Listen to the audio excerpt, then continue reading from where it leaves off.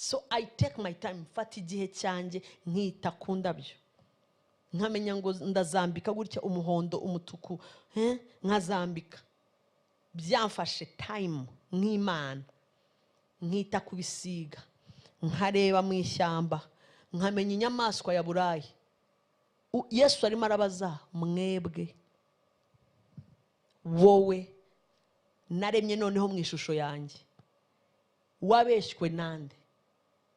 Niki cyakwinjiyemo? Urugi rwinjiza amaganya rwavuye ko urugi rwinjiza amaganya ari rwo rugi rwansohoye.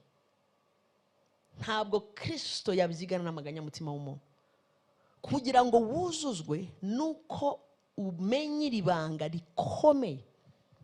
I tell you, ni mutega amatwi uyu mugoroba. I think amwe mu magambo akomeye twize kino cyumweru n'ayarimo.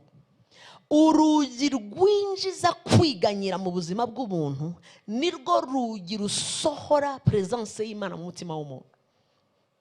Urugi rwinjiza kwigira responsable yo gutekereza ejo. Ese ubundi umwanzi azana ibyo bitekerezo akwereka fear, akwereka ubwoba, akuzuza ubwoba bw'ejo.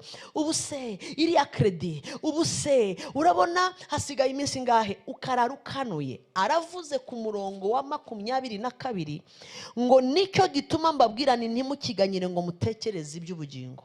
Arimo arababwira abigishwa be, nta numwe wiganyiriye atakoresheje kwanza ibitekerezo. Bivuze ngo mu bitekerezo niho hantu hambere hatuma mu mutima hakamuka.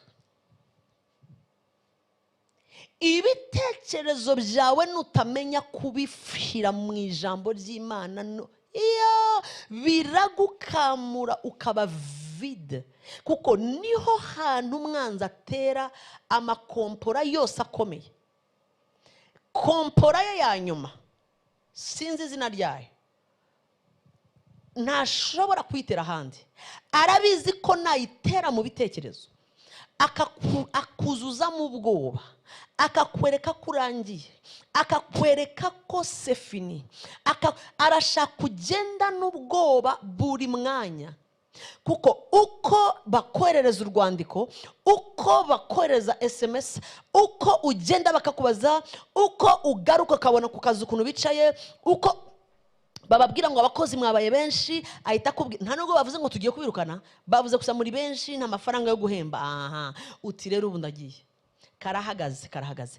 Umva, akagufata byibuza amezi 2 umutima wawe warabaye dry, warumye. Kuko arabizi ko namara gufata mu bitekerezo ararangije umutima wawe, akumazemo imbaraga zisenga, akumazemo ibyiringiro, amaze kukwereka wambaye imyambaro y'abafungwa, ahita asimbuka akakwereka wasize abana, ahita asimbuka ahita gushyiramo, ahita akarema akarwana akazana ibintu byinshi kugira ngo kwiganyira kwinjire, uhinduke vide, gusesekara bikame, ube nk'abandi, imisatsi ya Samson iveho, ishyaka ryo gukorera Imana risimbuke, utangire upape, maze wiruke imisozi. Maze arabizi ko nafata ibitekerezo byawe ukemeranya n'ibyo arimo arakora, sefini.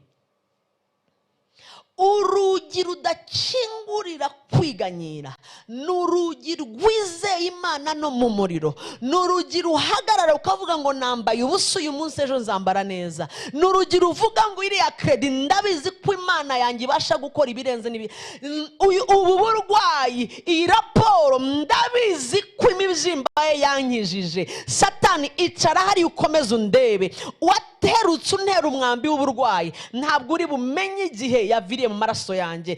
Urwo rugi rwo kwizera ruresista imyambi yo kwiganyira. Yesu aravuze ngo kwiganyira ntacyo uri buhindure kubigutesheje ubwoba. Jesus. Urugi rwinjiza fear, urugi rwinjiza ubwoba, urugi rwinjiza guhangayika, urugi rwinjiza gupapa. I'm dying, umwana wanjye agiye gusigara, ese ubundi bazamuhamba he?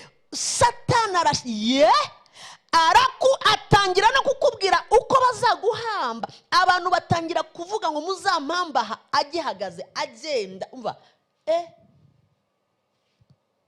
akwirukansa mu mutwe, mu bitekerezo, kugira ngo akamure urukundo ukunda Imana, akamure imigezi.